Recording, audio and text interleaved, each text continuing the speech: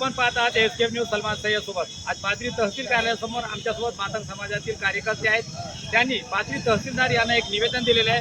कोणत्या संदर्भामध्ये त्यांच्याकडून निवेदन देण्यात आलेले आपण त्यांच्याशी जाणून घेणार आहोत. आज आपण तहसीलदार साहेबांना जे निवेदन दिलेले आहे, मातंग समाजाच्या वतीने एक निवेदन देण्यात आलेले आहे. कोणत्या संदर्भामध्ये आपण निवेदन दिलेले आहे? सुप्रीम कोर्टने 1 ऑगस्ट 2024 मध्ये अनुसूचित जातीतील आरक्षण उपवर्गीकरण करण्याच्या बद्दल जी गाईडलाईन दिली, तो जे जजमेंट दिलं, त्या जजमेंटच्या आधारे महाराष्ट्रामध्ये सुद्धा अनुसूचित जातीमध्ये उपवर्गीकरण झालं पाहिजे अशा प्रकारची भावना निर्माण झाली. आणि हा प्रदीर्घ असा लढा वंचित बहुजन घटकांनी उभा केलेल्या लढ्याला फळ आलं आणि बदर कमिशन नेमण्यात आलं. बदर कमिशनचा अहवाल सुद्धा शासनाला या ठिकाणी देण्यात आला. त्याचबरोबर या ठिकाणी ह्या आरक्षणाचा GR काढण्याच्या दृष्टिकोनातून मंत्रिमंडळाची राजेश अग्रवाल जे मुख्य सचिव आहेत त्यांच्या हातेखाली त्या ठिकाणी समिती सुद्धा नेमण्यात आलेली आहे. परंतु सरकार ह्याला भरपूर वेळ लावत आहे आणि दरम्यानच्या काळामध्ये मोठ्या पद्धतीनं जातीमध्ये तेढ निर्माण होत आहे. म्हणून सरकारला आमची विनंती आहे की हा जो अवघडाचा मुद्दा लवकरात लवकर निकाली काढला पाहिजे. हे कॅटेगरायझेशनचा GR लवकरात लवकर काढला पाहिजे. या अनुषंगानं पाथरीमधील सर्व वंचित बहुजन घटकासहित मातंग समाजातील कार्यकर्त्यांनी हे तहसीलदारांना आज निवेदन दिलेलं आहे.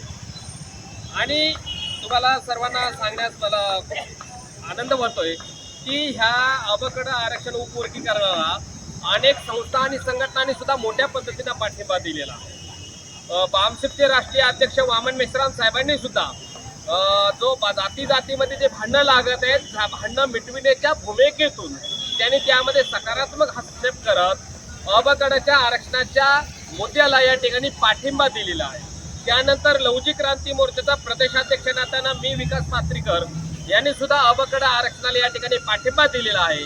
त्यातले जे छोटे मोठे जे कमिया खामिया असतील, ते कमिया खामिया दूर करून आमची अशी मागणी आहे, सरकारनं अवघड आरक्षणाच्या संदर्भात नेमलेला जो बदर कमिशन आहे, हा बदर कमिशनचा अहवाल लवकरात लवकर या ठिकाणी उघड करावा आणि अचूक आणि योग्य इम्पिरिकल डाट्याच्या आधारे जर शेड्यूल कास्टमध्ये मोठ्या पद्धतीनं शासन आणि प्रशासनातील पदांचं असमान वाटप झालेलं आहे, हे असमान झालेलं वाटप सुरळीत करण्याच्या दृष्टिकोनातून बदर कमिशनचा अहवाल लवकरात लवकर उघड करून जनतांत्रिक पद्धतीनं लोकतांत्रिक पद्धतीनं हा मुद्दा सरकारने टेक ओव्हर करावा. आणि ह्या मुद्द्याला या ठिकाणी लवजी क्रांती मोर्चाचा प्रदेशाध्यक्ष या नात्यानं मी या ठिकाणी पाठिंबा डिक्लेअर करतो. धन्यवाद. या ठिकाणी आज पाथरी तालुक्यातील आंबेडकरवादी मातंग समाजाच्या आणि कार्यकर्त्याच्या वतीने अख्खा महाराष्ट्र आज एका इश्यूमध्ये होरपळतोय. SC समाजातील काही जातीमध्ये कलह उत्पन्न झालेला आहे. तो विषय म्हणजे अनुसूचित जातीतील उपवर्गीकरण.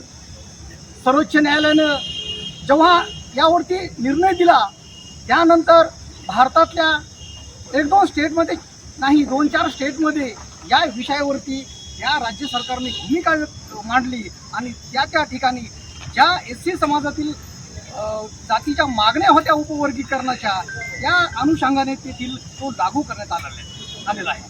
महाराष्ट्रामध्ये देखील या ठिकाणी मातंग समाजाची आग्रही भूमिका आहे. महाराष्ट्र शासनाने जो बदर समितीचा एक आयोग नेमला होता, तो त्या ठिकाणी बदर समितीने महाराष्ट्र शासनाला अहवाल आपला दाखल केलेला आहे. SC वर्गातील प्रत्येक जातीचा अभ्यास करून, लोकसंख्येचा अभ्यास करून, सामाजिक जीवनाचा अभ्यास करून या ठिकाणी अहवाल दाखल झालेला आहे. त्यानंतर महाराष्ट्र शासनाच्या वतीने अग्रवाल समिती स्थापन करण्यात आली. अग्रवाल समितीने देखील काही सूचना, काही हरकती या समाजाच्या वतीने मागवल्या. या ठिकाणी या दरम्यान 2 जातीमध्ये कलह उत्पन्न होत आहे. महाराष्ट्र शासनाला आमची मागणी आहे, या तुमच्या अहवाल, तुमच्या समित्या जर झाल्या असतील तर सर्वोच्च न्यायालयाने दिलेल्या गाईडलाईननुसार आरक्षण उपवर्गीकरणाचा GR तात्काळ लागू केलेला पाहिजे.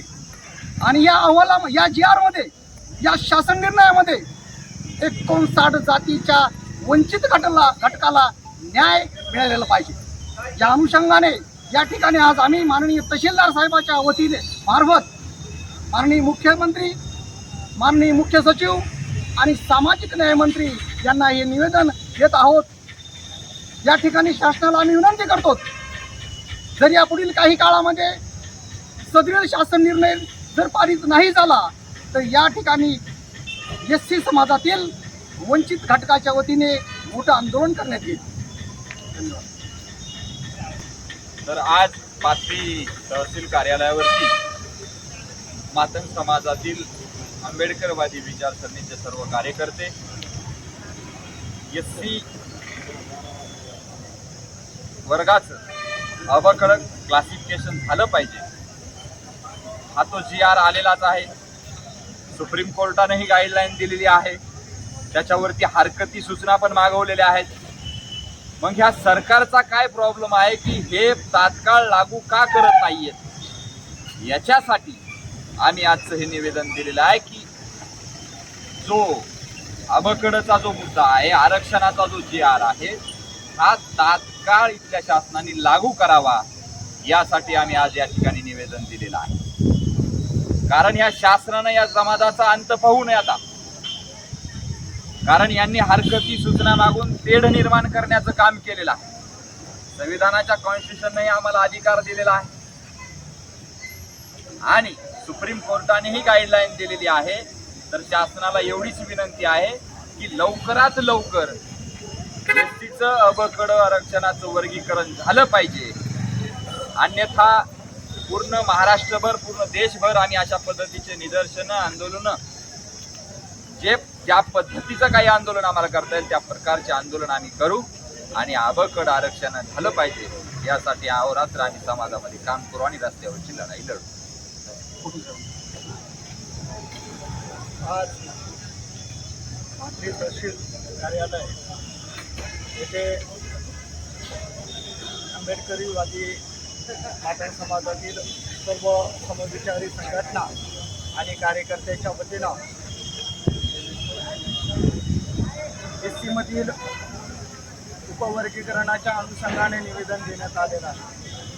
या निवेदनातून एवढं सांगण्यात येत आहे की जी बदर समिती आहे, त्या बदर समिती बदर साहेबाच्या अध्यक्षतेखाली आहे आणि एक सदस्यीय समिती आहे. या समितीनं महाराष्ट्रभर फिरून याच्या अनुषंगाने लागणारा डाटा आहे तो डाटा कलेक्ट केलेला आहे, शासनाकडं तो जमा पण केलेला आहे. आता राहिला विषय की त्याच्यावरती सरकारने लवकरात लवकर अंमलबजावणी करून SC आरक्षणाचं उपवर्गीकरण लवकरात लवकर त्वरित करावं. राहिला दुसरा एक विषय असा आहे, BJP मधील दोन माणसं दोन बाजूनं बोलताना दिसून येतात. अमित गोरके साहेब BJPचे आमदार आहेत, त्यांचा वर्गीकरणाला जाहीर पाठिंबा आहे. दुसरीकडं बडोले साहेब आहे, बडोले साहेबांचा याला प्रकटपणे विरोध आहे. मग एकाच घरातून निघलेली माणसं दोन भूमिका का मांडतात? म्हणजे ही सामाजिक तेढ निर्माण करण्याची भूमिका असेल तर ही सामाजिक तेढ निर्माण करणारी भूमिका इथला आंबेडकरवादी आणि आंबेडकरी समाज कधीही. तर त्या अनुषंगाने प्रकाश आंबेडकर साहेबांनी 2019 मध्येच वर्गीकरणाच्या अनुषंगाने जाहीर पाठिंबा दिलेला आहे. ज्या प्रकाश आंबेडकर साहेब स्वाभिमानाची आणि इथल्या उपेक्षित वंचितांची लढाई लढतात त्या प्रकाश आंबेडकर साहेबांचाही या गोष्टीला पाठिंबा आहे. म्हणजेच इथल्या सर्वच वंचित उपेक्षितांचा या गोष्टीला पाठिंबा आहे. तसंच मी मानवी हक्क अभियानाच्या वतीने एवढं सांगू इच्छितो की नक्कीच या आंदोलनासाठी लागणारी या सर्व वर्गीकरणाच्या लढ्यामध्ये पाठीशी सर्व संघ समाज बांधवाच्या पाठीशी असेल, सोबत असेल, एवढं सांगून मी माझे 2 शब्द संपवतो. येथे जमलेल्या सर्व बांधवांचे हार्दिक स्वागत. सर्वप्रथम जय भीम, जय संविधान. 1935ला डॉक्टर बाबासाहेब आंबेडकर यांनी मनुस्मृती जारी आणि देश स्वातंत्र्य झाल्यानंतर या देशात संविधान लागू झालं. देशामध्ये जी सिस्टम आहे पूर्ण संविधानाच्या अंडर चालते. जी प्रोसिडिंग आहे, जे प्रशासन आहे, ती जी प्रत्येक निर्णय जे आहे ते संविधानाच्या मार्फत आणि संविधानाखाली घेतले जातात आणि तोच अधिकृत असतो. जर सुप्रीम कोर्ट ऑफ इंडियाने जजमेंट दिल्यानंतर परत त्या जजमेंटचा जर विरोध आपल्याला करावा लागत असेल तर ही खूप शोकांतिक आहे ह्या देशाची आणि या सिस्टमची. संविधानच्या अंडर चालणारी जी ज्युडिशियल सिस्टम आहे, जी न्याय व्यवस्था आहे, त्यांचं फुल अँड फायनल जजमेंट दिल्यानंतर या देशामध्ये या 4 ते 5 स्टेटमध्ये ऑलरेडी एससीचं उपवर्गीकरण लागू झालेलं आहे. हरियाणा, पंजाब, कर्नाटक, तेलंगणा, मला वाटतं गुजरातला पण लागू होण्याच्या प्रोसेसमध्ये आहे. आणि ही व्हॅलिड गोष्ट आहे, संविधानिक गोष्ट आहे, ही असंविधानिक गोष्ट नाही आहे जे एससीचं उपवर्गीकरण अंमलबजावणी होईल. आणि हे संविधानिक जर असेल ते तात्काळ लागू व्हायला पाहिजे. या निर्णयाचा विरोध व्हायला नाही पाहिजे. जर आपण या निर्णयाचा विरोध करत असू तर डायरेक्ट इनडायरेक्ट आपण संविधानाचा विरोध करत असतो. म्हणून ह्या महाराष्ट्रामध्ये, या देशामध्ये जे सुप्रीम कोर्ट ऑफ इंडियाने जे निर्णय दिला त्याचा कुणीही मला वाटतं विरोध न करता गव्हर्नमेंट ऑफ महाराष्ट्र शासन आणि गव्हर्नमेंट ऑफ इंडिया यांनी तात्काळ एससीचं उपवर्गीकरण लागू करून तात्काळ जी नवीन भरती आहे ती अवघडानुसार मार्गी लावावी, अवघडानुसार काढावी आणि या एससीतल्या ज्या 59 जाती आहेत त्यांना इक्वल न्याय द्यावा. आर्टिकल 14 जसं संजयजी दात्रे आम्ही ज्या एक वेळेस मीटिंग घेतली सम्राटनगरला त्यांनी मेन्शन केलं, आर्टिकल 14 इक्वेलिटी बिफोर लॉ. संविधानासमोर सगळे इक्वल आहेत, कायद्यासमोर सगळे समान आहेत. तसं 59 जातीमध्ये 59 जाती एससीमध्ये हे पण समान इक्वल डिस्ट्रीब्युशन असलं पाहिजे आणि तेव्हाच त्या गोष्टीला न्याय मिळेल असं माझं वैयक्तिक म्हणणं आहे. या देशामध्ये, महाराष्ट्रामध्ये आमची जी संघटना आहे मानवी हक्क अभियान पूर्णपणे 100% ताकदीनिशी उभा आहे या लढ्यामध्ये आणि अंतिम क्षणापर्यंत जोपर्यंत अंमलबजावणी होत नाही तोपर्यंत मानवी हक्क अभियान शाखा, तालुका पातळी आणि पूर्ण महाराष्ट्र जिल्ह्याच्या वतीनं आम्ही कायम तत्पर आणि संघर्षशील राहू. आमचे जे सुप्रीमो आहेत माननीय मिलिंद आव्हाड यांचं या ठिकाणी पूर्णपणे पाठिंबा आहे. त्यांनी त्यांच्या मुलाखतीत सुद्धा जाहीर केलेला आहे. BBC न्यूज असो, वेगवेगळ्या मीडिया, ABP माझा असो, तुम्ही यूट्यूबला बघू शकता. आणि आताच आमचे अण्णा माननीय मारुती साठे यांनी या ठिकाणी जाहीर पाठिंबा डिक्लेअर केलेला आहे. त्याचप्रमाणे मी सुद्धा मानवी हक्क अभियान तालुका युवा अध्यक्ष प्रेमकुमार लांजरे या नात्यानं या ठिकाणी आमचा पूर्णपणे पाठिंबा जाहीर करतो. थँक्यू, धन्यवाद. जय हिंद. सध्या महाराष्ट्रामध्ये एसटी उपवर्गीकरण आरक्षण मान्य करण्यासाठी मातंग समाज बांधवांच्या वतीने शासनाच्या विरोधामध्ये निवेदन देण्यात येत आहेत, मोर्चे काढण्यात येत आहेत. त्याच अनुषंगाने पाथरी तहसील कार्यालयासमोर आज मातंग समाज बांधवांनी तहसीलदार पाथरी यांना एक निवेदन दिलेलं आहे की आरक्षण त्यांचे मान्य करायला पाहिजे. या संदर्भामध्ये त्यांनी आज त्यांना निवेदन दिलेले आहे. त्यांच्या तहसीलदार यांच्या मार्फत महाराष्ट्राचे मुख्यमंत्री व सचिव यांना ते निवेदन देण्यात आलेले आहे. यासोबत आपण पाहतात SKF न्यूज, सलमान सय्यद सोबत पाथरी. वर्गीकरण एससीचं उपवर्गीकरण